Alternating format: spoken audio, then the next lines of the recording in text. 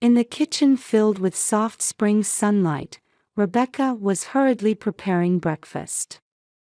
Her computer screen still displayed the design project with its looming deadline, and she kept stealing glances at it. Just as the toaster popped up with freshly made bread, the sound of quick footsteps came from upstairs. "Mom, are you busy again today?" April came running down the stairs. As Rebecca turned toward that cheerful voice, she noticed the ribbon on her daughter's uniform was slightly crooked. She couldn't help but smile as she reached for her daughter's collar. "Hold on, your ribbon is crooked. I can do it myself," April protested, though she didn't push away her mother's hands. "There, all done. Today's breakfast is toast with blueberry jam." As they sat down at the table, April reached for the toast while glancing at a photograph on the wall. It showed Grandma Catherine baking cookies with April, their faces covered in flour as they laughed together. "Mom, can we never eat Grandma's cookies again?" Rebecca's hands froze for a moment. The loneliness in her daughter's eyes made her heart ache. "April." While searching for a response, the doorbell rang. When she opened it, Victoria was standing there. Her mother-in-law, perfectly put together as always, looked Rebecca up and down in her house clothes. "My goodness, Rebecca. Still in your pajamas. It's already 9 o'clock. Good morning, Mother. I have work due today." "Nevertheless, this house is terribly unkempt," Victoria sighed through her nose as she peered into the living room from the entrance. "To think my son has to live in such conditions." Rebecca silently let her mother-in-law in and led her to the kitchen. April hurriedly called out, "I'm going to school," and dashed out with her backpack. That evening, Rebecca sat alone again in front of a cold dinner. The clock already showed 9 o'clock. As usual, she had received a message from her husband James saying he would be working late. Rain had started falling outside. As she watched the droplets falling steadily, Rebecca remembered her last conversation with her mother. It had been raining that day too. "I'm going for a quick drive." Her mother had left with those words and never returned. Rebecca opened the gallery on her smartphone. There were many photos stored there of memories with her mother. April's sports day. Christmas dinner. Gardening in the backyard. Her mother's gentle smile appeared in every photo. Suddenly, she heard the front door opening. She hurried to stand up as James came home, looking exhausted. "I'm home. Welcome back. Your mother came by today." Her husband cut her off with an irritated tone. "I heard from Mom. Don't you think you should take better care of the house?" Rebecca silently hung her head. The old James would have responded differently. When had their conversations become like this? When she entered the bedroom, April was already asleep. Her grandmother's photo sat by her pillow. Rebecca gently stroked her daughter's hair. "Good night, April." Outside the window, the rain continued to fall. Tomorrow would bring another new day. Rebecca sighed deeply as she headed to her work desk. Just a few hours until the deadline. As she faced the screen, she remembered her mother's words. "You're a strong girl, Rebecca. You can always keep moving forward, no matter what." With her mother's words in her heart, she had to keep moving forward today too. Even if she carried an unending loneliness inside. In the bedroom filled with morning mist, Rebecca woke up. The sunlight filtering through the light purple curtains brought spring warmth into the room. Glancing at the calendar, she noticed a red circle. She had completely forgotten it was her own birthday. Her first birthday without her mother. Just as that thought made her chest tighten again. "Mom, happy birthday." The door burst open and April came rushing in. In her pink pajamas, she clutched a card decorated with colorful crayons. Though her hair was slightly messy from sleep, her smile shone like the morning sun. "I drew it myself. It's you and Grandma and me. I also drew blue birds in the sky. They were Grandma's favorite." The card showed 3 smiling faces. Figures holding hands under the blue sky. Seeing her mother's image, Rebecca felt her throat tighten with emotion. But she had to show a smile for her daughter. "Thank you, April. It's a beautiful drawing. I'll treasure it always." Rebecca hugged her daughter. The sweet scent of shampoo warmed her heart. After finishing breakfast preparations and seeing April off, Rebecca checked the mailbox. A task she usually put off, but today she had a special feeling. Among the stack of bills and advertisements, there was one envelope. A light cream-colored envelope. The sender field was blank. But the moment she saw the handwriting on the address, Rebecca's heart leaped. She caught her breath at the familiar handwriting. It felt as if time had stopped. The sound of the wind, passing cars, everything seemed to fade away. Her hands began to shake. This can't be. Her mother's handwriting. There was no mistaking those uniquely rounded letters. The same handwriting that had carefully filled out library cards at the elementary school, one book at a time. Rebecca clutched the envelope to her chest and hurried back inside. Stay calm. Though she told herself this, her heart continued to beat wildly. She sat on the living room sofa and took a deep breath. Her hands shook as she opened the envelope. A card slipped out, written in black ink on pale blue paper.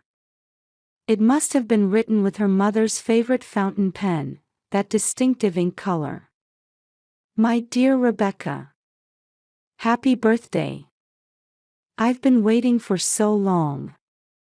Tears rolled down her cheeks. But there was more. The letters were slightly smeared.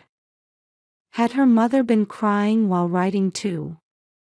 I want to see you. But we must be careful. Please come without telling anyone. Then there was an unfamiliar address. In the direction of Cape Cod. An old seaside town. Near the place her mother had once said she wanted to live after retiring. Rebecca stood up and looked out the window. The same streetscape as always. Someone was tending their garden next door. Children rode by on bicycles. Everything was the same as before, yet the world felt completely transformed. She picked up her phone. Her finger paused as she was about to call her husband. The words from the card flashed through her mind. Don't tell anyone. Those words seemed to hide something urgent. She quickly packed necessary items into her bag. Wallet, phone, and her mother's card. Passing through the hallway toward the entrance, her eyes caught the photo of her mother on the wall. A year since the accident. All this time, she had been talking to her mother in this photo. Yet now, her mother was alive. That fact still didn't feel real. Her hand shook again as she called a taxi. When she told the driver the address, he said, "That's quite far." But distance didn't matter now. The taxi headed north on the highway. The scenery outside the window flowed past like a movie. "Why, Mother? Why for a whole year?" Questions kept arising. But an even stronger emotion filled her chest. She could see her mother. Her mother was alive. That joy overwhelmed all questions. The scenery outside the car window gradually changed. From upscale residential areas to neighborhoods lined with old apartment buildings. The smell of the sea grew stronger. A lighthouse could be seen in the distance. The kind of scenery her mother loved. "We're here." She got out in front of an old 3-story apartment building. The brown brick walls were peeling in places, but well-tended potted plants lined the windows. Geraniums, her mother's favorite. Their red flowers bloomed like guideposts. Her feet felt like lead as she climbed the stairs. One step, then another. Second floor. Third floor. Rebecca stopped in front of the designated room. A plate reading 3F hung on the door. Taking a deep breath, she knocked. The sound echoed through the quiet hallway. Sweat dampened her hand clutching the card. Her heartbeat rang loudly in her ears. The sound of a key turning. Slowly, very slowly, the door opened. And there was her mother. The same gentle eyes as a year ago. Though she had lost some weight and had more white in her hair, it was unmistakably her mother. That warm smile. That embracing gaze. Everything was exactly as Rebecca remembered. "Mom, is it really you?" Her voice trembled. Her vision blurred with tears. She took one step forward and found herself in her mother's arms. The familiar scent of soap. Warm body temperature. Gentle hands rubbing her back. Everything felt real, seeping into Rebecca's senses. The two embraced wordlessly, crying. The sunlight leaking into the hallway seemed to bless their miraculous reunion, enveloping them. A moment that felt like eternity, frozen in time. Mother and daughter simply held each other, confirming each other's existence. Her mother's room was small but kept clean.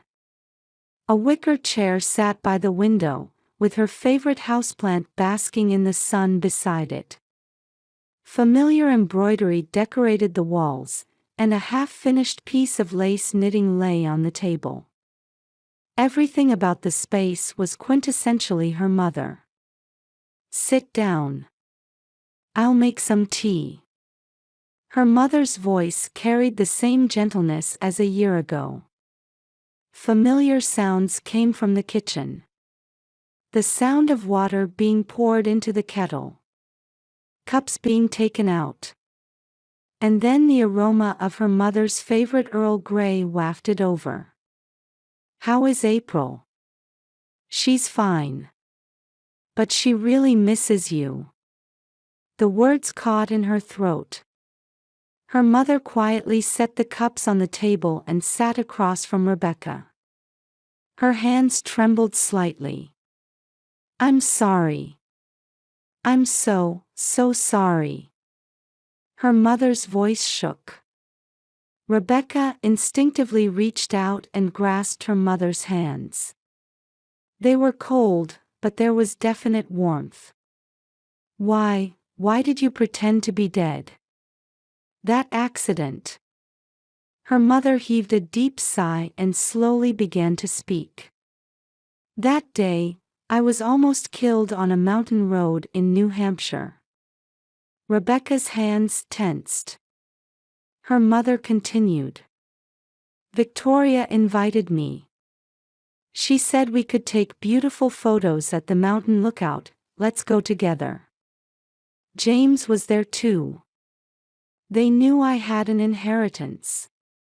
Her mother stood up and took an envelope from an old cabinet. Inside were a recording device and cassette tape. And one medical report. This is the evidence. Before heading to the lookout, I recorded their conversation. Victoria had been trying to kill me for a while. Even trying to poison my tea. Look at this medical report. The report showed traces of arsenic had been detected. The date was 2 weeks before the accident. But why didn't you go to the police? Because she has power, doesn't she? A prominent figure in the community, a pillar of the church. No one would believe me. And her mother's face clouded over. You and April might have been harmed. Rebecca stared at her mother in bewilderment. The reality before her was too cruel to accept. Then, that accident. At the lookout, they said they wanted to take a commemorative photo and led me to the edge of the cliff. That's when Victoria tried to push me off. I dodged reflexively, but fell down the cliff.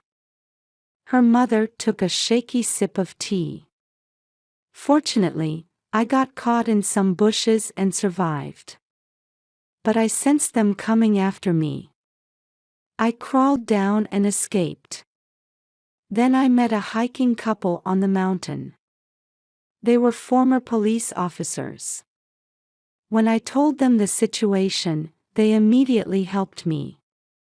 They hid me in their mountain cabin.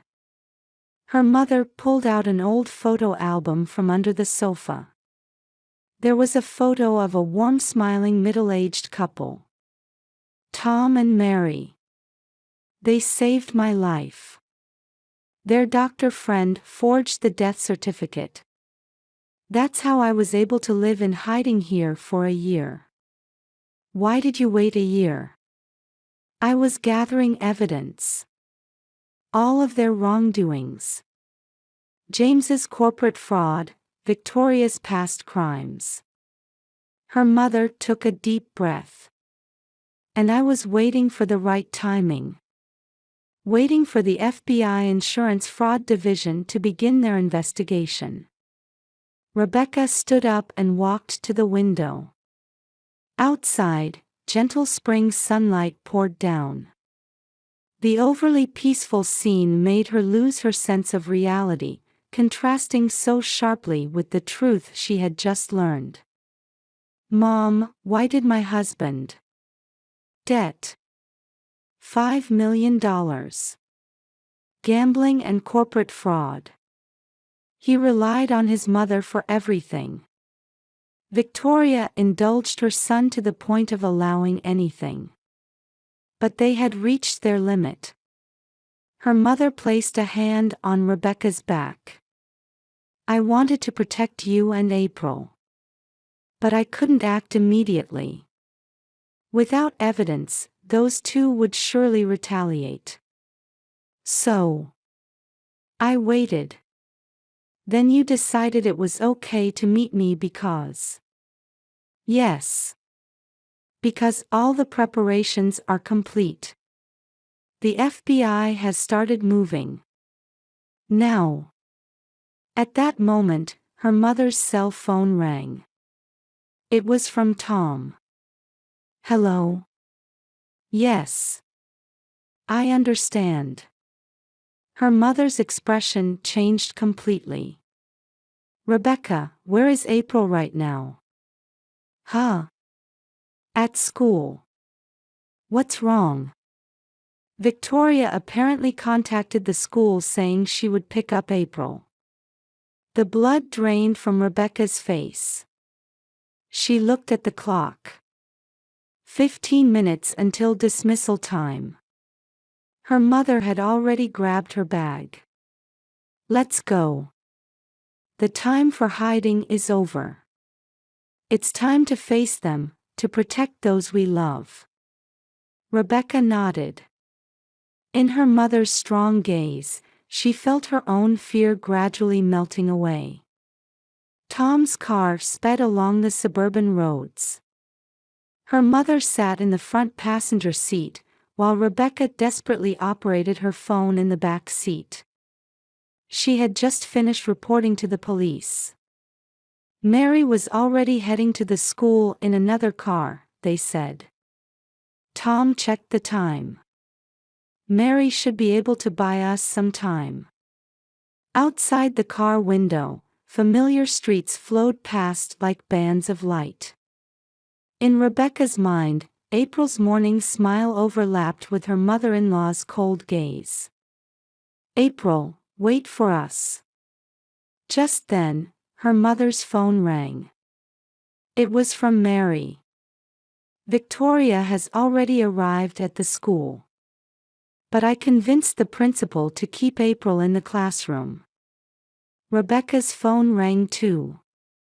An unknown number. Hello. Hi, Rebecca.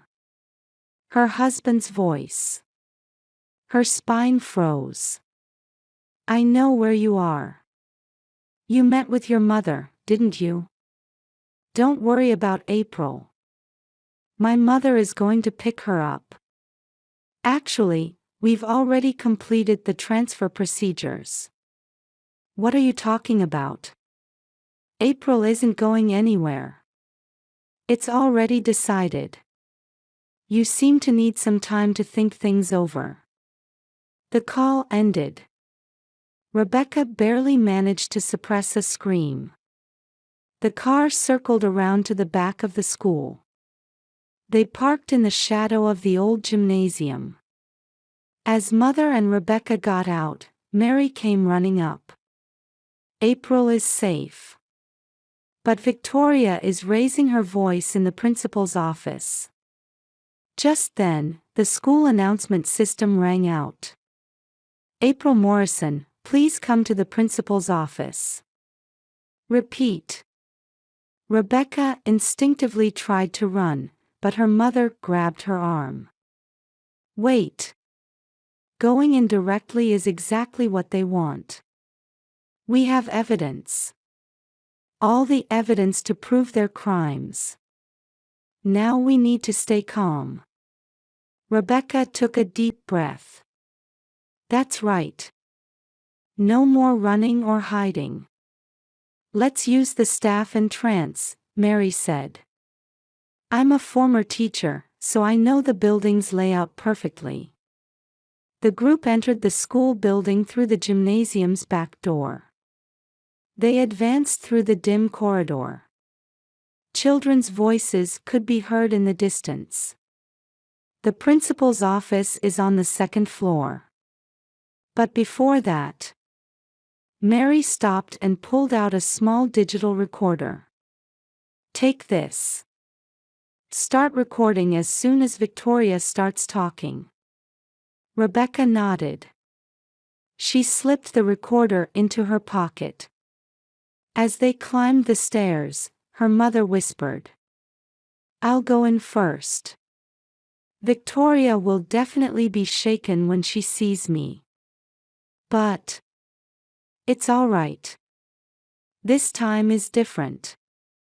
As they reached the principal's office, they could hear her mother-in-law's voice from inside.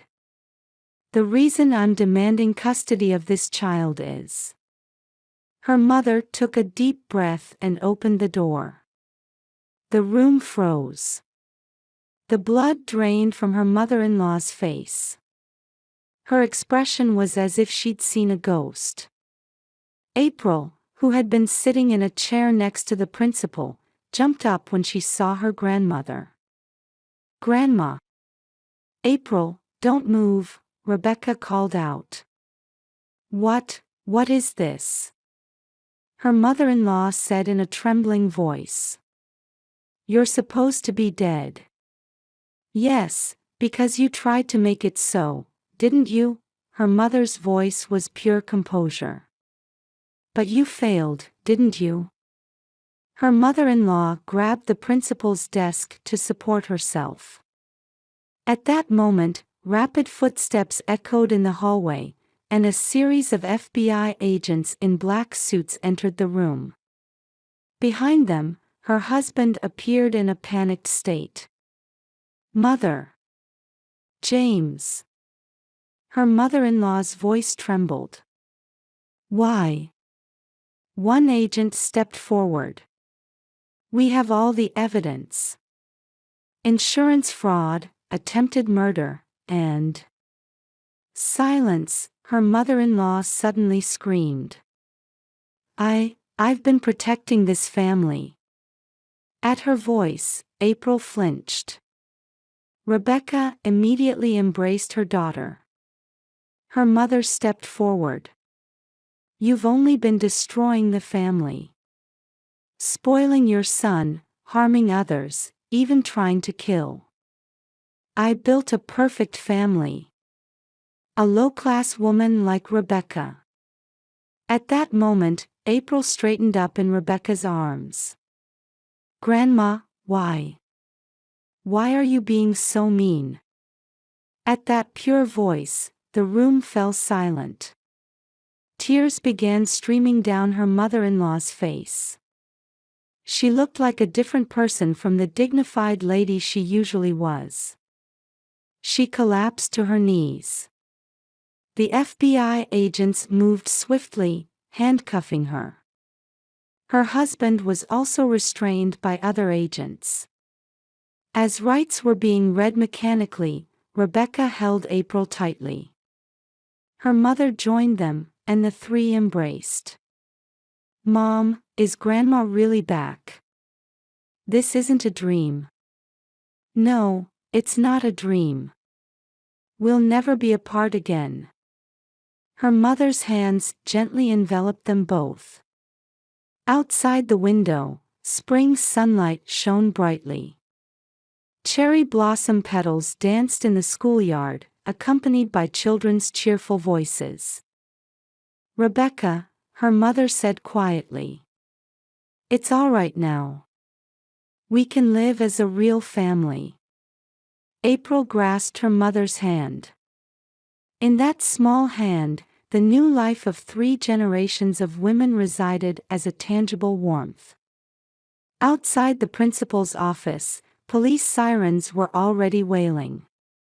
Media was beginning to gather. Difficult days lay ahead. But there was nothing to fear anymore. Hey, isn't it Mom's birthday today? April suddenly said. We can celebrate with Grandma. Yes, Rebecca smiled. This is the best birthday present of my life. Her mother gently stroked their hair. The spring breeze flowed through the window into the room, as if announcing a new beginning. The 3 women's new life began in a small town on Cape Cod, in a house with a distinctive white shell-lined approach. It was her mother's dream home with a garden overlooking the sea. April, have you finished your homework? Rebecca called from the kitchen. In the living room, April was baking cookies with her grandmother. The familiar aroma wafted throughout the house. Almost. I'm doing math worksheets with Grandma. 3 months had passed since the incident. The trial that had shocked the public was over, with her mother-in-law receiving a life sentence and her husband sentenced to 20 years in prison. The media coverage had gradually died down, and they were now regaining a sense of normal daily life. Oh, Rebecca, her mother peered into the kitchen. Another work request. The computer screen displayed a design request from a major publishing house. Following the incident, Rebecca had gained attention in the industry, and work requests had increased dramatically. Yes. As an illustrator for children's books. That was your dream, her mother smiled gently. April surely inherited her talent from you. April was also showing promise in art class at her new school. At the recent exhibition, her painting of 3 generations of women won a special prize. It was a work titled Hope, depicting the 3 of them together with blue birds flying around them. Hey Mom, April came running from the living room with freshly baked cookies. Can I help with the church bake sale on Sunday? Her mother's cookies had become famous in the neighborhood. The new church community had warmly welcomed the 3 of them. Of course. But before that, tomorrow is Saturday, right? Ah. Our beach picnic day. April bounced around. Weekend picnics by the sea were becoming a new family tradition. At dusk, the 3 sat on the deck in the backyard. The sea breeze was pleasant, and a lighthouse blinked in the distance. Hey, Mom, Rebecca said quietly. Are you still scared about that day? Her mother shook her head slowly, listening to the sound of the waves. I'm fine now. Because, she said, stroking the head of April, who was dozing off in her lap. We have our precious treasure. Stars began twinkling in the night sky. Rebecca felt the happiness of being alive anew in this peaceful moment. The next morning, the 3 of them got up early and headed to the beach. No footprints yet marked the white sand. April was collecting seashells while playing with the waves. Look! Dolphins! A pod of dolphins was jumping through the waves offshore. April was overjoyed. Watching her, her mother spoke quietly. Yesterday, I received a letter from prison. Rebecca caught her breath. From James, her mother continued. He says he deeply regrets everything. Especially, he wants to see April. What should we do? That's for you to decide. But April has the right to know the truth someday. Rebecca gazed out to sea. Her husband's betrayal had deeply wounded her heart. But she couldn't remain imprisoned by hatred. That was what her mother had taught her. I'll think about it, Rebecca answered. But for now. Mom. Grandma. April waved. I'm hungry. They looked at each other and laughed. Opening the picnic basket, the 3 sat down on the sand. Her mother's special sandwiches, fruit, and cookies baked yesterday. Let's eat.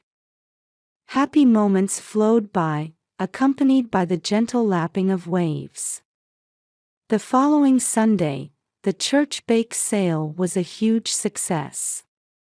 Her mother's cookies sold out immediately.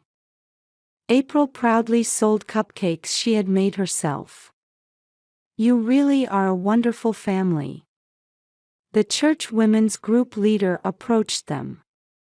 God must have guided Rebecca, who worked so hard alone. Indeed, perhaps that was true. Even in darkness, there is always light. That's what her mother had taught her. That night, Rebecca began writing a letter. Dear James. For a long time, I hated you. But now, I feel a little different. As she wrote, she listened to April and her mother's laughter from the garden.